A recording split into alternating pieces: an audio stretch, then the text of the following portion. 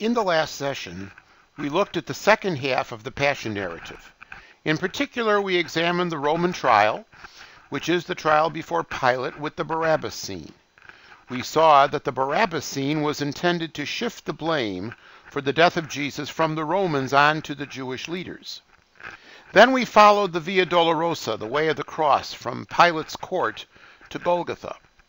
Once Jesus arrived at Golgotha, we examined Mark's narration of the crucifixion, the mocking of Jesus on the cross, and his death. The session ended with a description of the burial of Jesus. In the current session, the last in this series of talks on the Gospel of Mark, we shall look at the resurrection narrative, in particular the empty tomb narrative, which is found in the Gospel of Mark. Then we shall examine evidence for the ending of the Gospel of Mark, or lack thereof. And finally, we shall present some final reflections on the Gospel of Mark. The narratives of Jesus' resurrection fall into two categories. A number of texts, including the one we will examine now, concern the fact that the tomb of Jesus was empty when the women or the disciples came to it on that first day of the week after the crucifixion. These are known as empty tomb narratives. However, most agree that these on their own are not enough to establish the fact of the resurrection. Another series of narratives are necessary, which recount appearances of Jesus to various followers. For example, Mary Magdalene, the disciples gathered in the upper room, the two disciples on the road to Emmaus, etc. These narratives show that the Jesus who is now in front of them is flesh and bone, is the Jesus who walked with them for the past 3 or so years, and is the Jesus who was crucified and buried just days before. Mark's Gospel does not have an appearance narrative. His text only has the empty tomb narrative, which we shall examine now. The narrative begins with a reference to time. The Sabbath was past. Thus, it was about 6 p.m. on Saturday evening, since the Sabbath officially ends at sundown. Immediately, the women who had the day before noticed the location of the tomb spring into action. Mary Magdalene, Mary, the mother of James, and Salome get to the stores and purchase spices. Their purpose was to use the spices to continue the process of proper burial for Jesus. On the previous day, the time was cut short, as we noted in the last session, because of the onset of the Sabbath. Hence, the burial was hasty. It needed to be completed properly. Mark notes that on the next day, very early, around 5 or 6 a.m., he further specifies that it was before the sun had risen. He describes the day as day 1 of the week. Now, most translations smooth that out to on the first day of the week. However, there is a significant allusion to the Old Testament in the terminology day 1. In the creation narrative of Genesis 1, the author specifies that evening came and morning followed, day 1. I prefer the cardinal numeral 1 here because in Greek there is a perfectly good ordinal numeral first, protos, which could have been used. The author is therefore making a direct connection to the original creation, and on so doing is showing that here we have a new creation. Pope Benedict says that the resurrection is a new stage of evolution.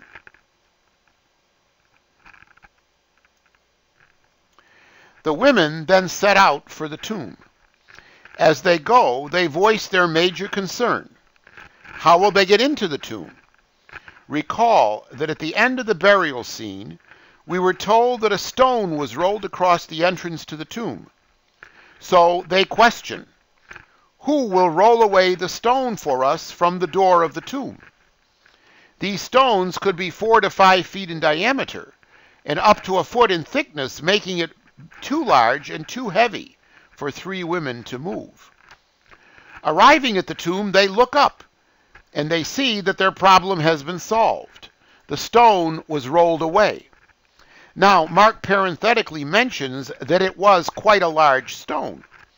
It was not merely megas, it was megas sphodra, not large, but exceedingly large. But who, how, why? The questions of the women are perfectly natural. When one finds a tomb that's lying open, the natural reaction is to presume that there has been some foul play. Hence, the solution to one problem for the women is the creation of another. What has happened here? Here is a picture of a rock-cut tomb located in Nazareth. You can see that the entryway is cut out, and to the right is the rolling stone that is used to block the entry and close the tomb. That will give a sense of the size of such stones. Despite any misgivings, the women upon arrival at the entrance enter the tomb, and they immediately, no marking pun intended, see a young man, a neoniskos. We just can't get away from that Greek, can we? Sitting at the right side. You'll recall that at the end of the arrest scene in the Passion narrative, there was a young man, a neoniskos, who was following and ran off. He was clothed in a burial shroud, a sindone. This one is clothed in a white robe, a stolane. That is the word that will be used later for a baptismal garment. The term is also used in the book of Revelation to describe the attire of the saints who have bathed themselves in the blood of the Lamb. These women came to the tomb expecting to find the body of Jesus. Instead, they find the tomb opened, no body, and a young man sitting there. It's understandable that their reaction would be utter amazement or great distress. When a verb is compounded with ek, as in the case of the verb ekthambeo here, it gives the verb an intensified meaning. Thambeo is amazed or distressed. Ekthambeo is extremely amazed or considerably distressed. That makes perfect sense in this situation.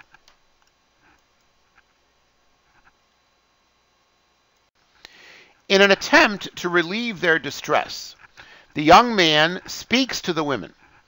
Do not be utterly amazed or extremely distressed. He says, using the same verb that Mark used. The young man knows why the women have come to the tomb.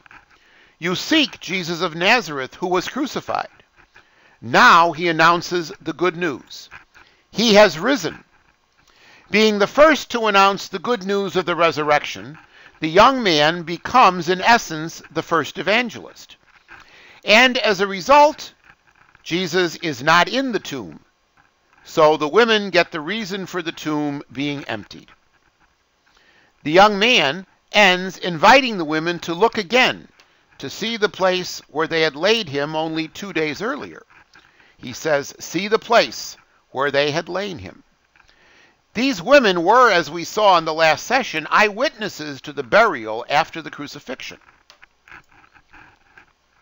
So they can verify that Jesus had been in the tomb, and now that he is not. However, it's not the result of grave tampering. It's the result of something much greater, resurrection. Having explained the situation of the tomb, the young man now tells the women to go.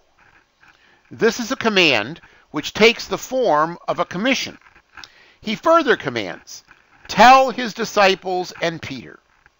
Note, the message the women are to deliver is meant for the disciples, that is, those who fled from the garden at the arrest, and Peter, the one who followed after the arrest, but ended up denying Jesus at the high priest's house. The content of the message to be delivered is, he, Jesus, is going before you to Galilee. You will see him as he told you, recalling Jesus' prediction at the Last Supper in Mark 14:28. Thus, the women become conveyors of the good news. In essence, they become evangelists also. To the disciples' ear, this should indeed be good news. They've let Jesus down, but Jesus does not see it that way. He will continue with the plan as described at the Last Supper. He still sees a place for them in that plan, and hence he goes to Galilee to await them, as he said. The ministry of Jesus seemingly came to an end with the events in Jerusalem, but now it's going to resume. It is not ended.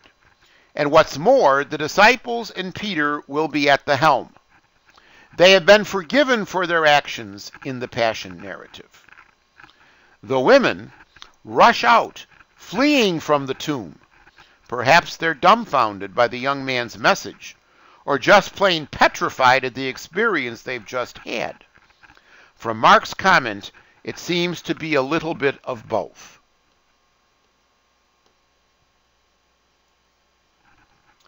He gives the reason for their fleeing as trembling and astonishment.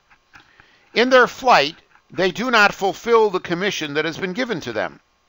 They say nothing to anyone. Literally, the Greek, they said nothing to no one.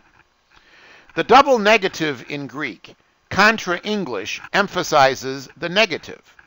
In other words, they spoke to absolutely no one at all, including the disciples or Peter. Now, the next phrase is a difficult one. In Greek, it's ephobunto gar, which translates, they were afraid because. However, because of the awkwardness of such a translation, it is usually translated because they were afraid. We will consider that translation in more detail in a moment. So, in summary, the message to the women was that Jesus was alive, and as such, it was possible to meet him. He's not a memory, but rather a real presence. That was the situation for the women at the tomb. But it's also the situation for us today. We don't merely know about Jesus, we know Jesus as he is living and really present in our lives, in our world today. That becomes the essence of the resurrection, and that truly is good news. We turn now to the peculiar way that the Gospel of Mark ends. The ending of the text as we have it today is so abrupt that early scribes saw fit to add material to the Gospel to bring it to a more proper ending.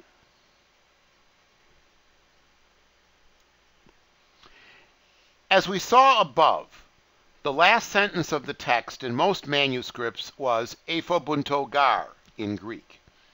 Now we do need to pay attention to the Greek here. That sentence as it is written consists of two words. First, a main verb, ephobunto, from the verb phobeomai, meaning to fear or to be afraid. It is thus translated, they feared or they were afraid. The second word is described grammatically as a post-positive particle. It is the particle gar. That's a fancy way to designate a word which always stands second in the sentence. It is usually translated for or because.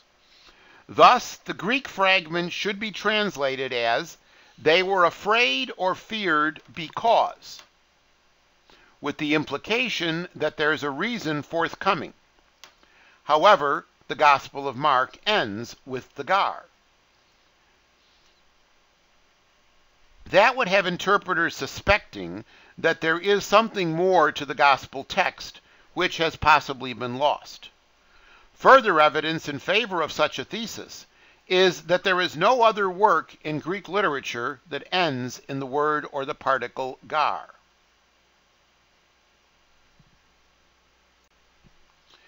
Because of this, later copyists, uneasy with leaving the ending as such, began to add endings to the Gospel of Mark.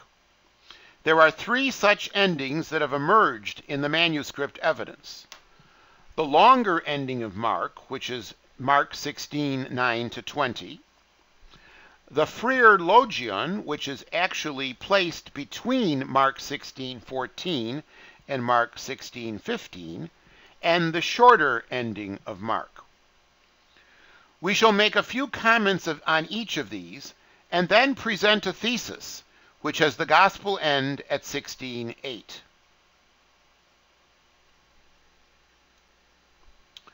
The longer ending of Mark, as it is known, because it comprises 12 verses, is the most accepted. And it was declared to be canonical by the Council of Trent, and hence is accepted as inspired by the Catholic Church, who have given it the reference Mark 16:9-20. It is actually a stitching together of several references to resurrection stories drawn from the other three Gospels and Acts. It begins with an appearance to Mary Magdalene, drawn from the Gospel of John. She then goes to the apostles to tell them what she has experienced. They do not believe her, which is a Lucan theme.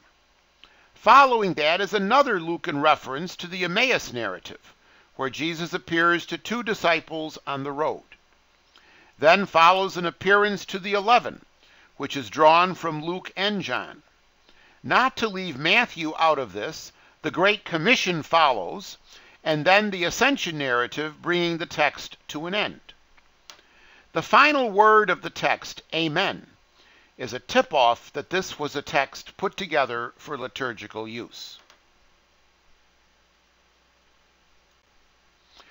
When one reads this longer ending, it's clear that it's drawn from those other texts, but it does not solve the problem of Mark 16:8. By that, I mean it does not fit the grammatical structure of Mark 16:8. Amid the plethora of appearances of Jesus, there is no reason given for the women's fear. Rather, this text begins with another post-positive particle, de, which is used to introduce an alternative view. Many times de is translated on the other hand. Putting this together with 16:8, we get, they said nothing to anyone. They were afraid because. Now, on the other hand, when he rose early on the first day of the week, etc., that makes no sense at all. The second added ending is an addition to the longer ending between the 14th verse, which upbraids the 11 for their unbelief, and the 15th verse, which is the Great Commission. It provides a response of the 11 to Jesus' charge of unbelief. The added text is found in the Codex Frier, which is a copy of the New Testament from the 4th or the 5th century. It's housed in the Frier Gallery of Art of the Smithsonian Institute in Washington, D.C., hence the name Frier Logion. The text reads, "And they excused themselves, saying, This age of lawlessness and unbelief is under Satan. Who does not allow the truth and power of God to prevail over the unclean things dominated by spirits? Therefore reveal your righteousness now." They spoke to Christ. It continues, "And Christ responded to them, The limit of the years of Satan's power is completed, but other terrible things draw near.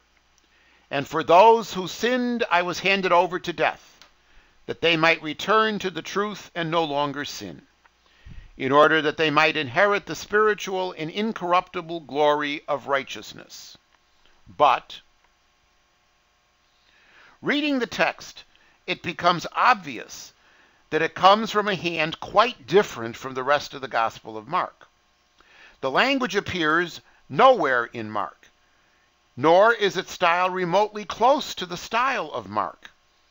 It's been added on, giving a defense of the unbelief of the disciples before the Great Commission.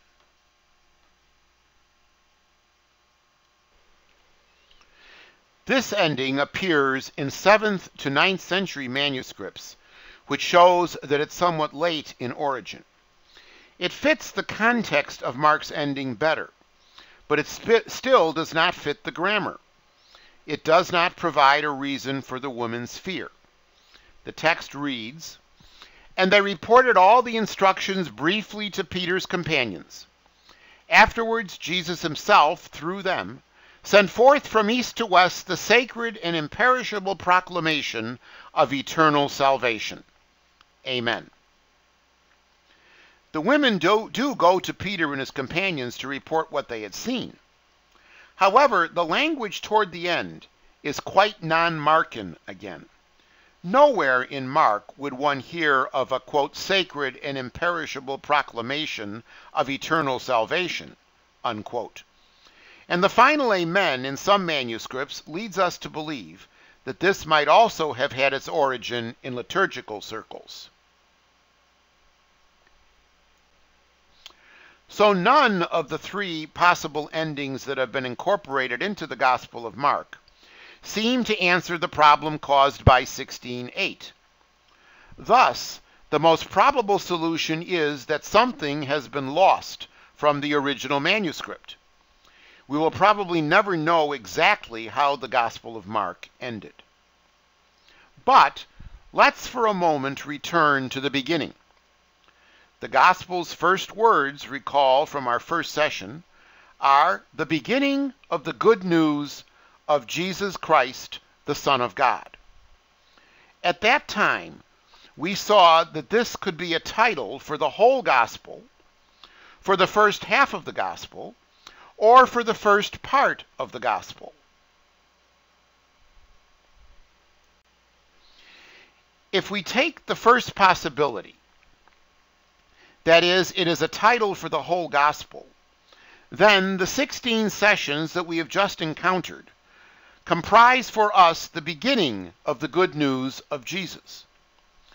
If we have allowed that good news to sink into our bones and become part of our lives, then our lives have certainly been changed by the experience of the good news. According to Mark, we have come to know Jesus in a deeper way. We have come to a greater and deeper commitment to Jesus and his mission, and we have become apostles who are sent out by Jesus to bring that good news to others. The gospel effects a profound change in the one who experiences it. That is the beginning of the good news. What we do as a result of experiencing Jesus in the beginning constitutes for us the middle and the end of the good news. Perhaps Mark's gospel is missing an ending because it's up to us to provide the ending of the good news according to Mark. Therefore, go forth now and proclaim the good news. It is my hope that you've gained a deeper understanding of the good news of Jesus Christ, the Son of God, according to Mark, through these 16 sessions. Look in the future for another series on the good news according to Luke.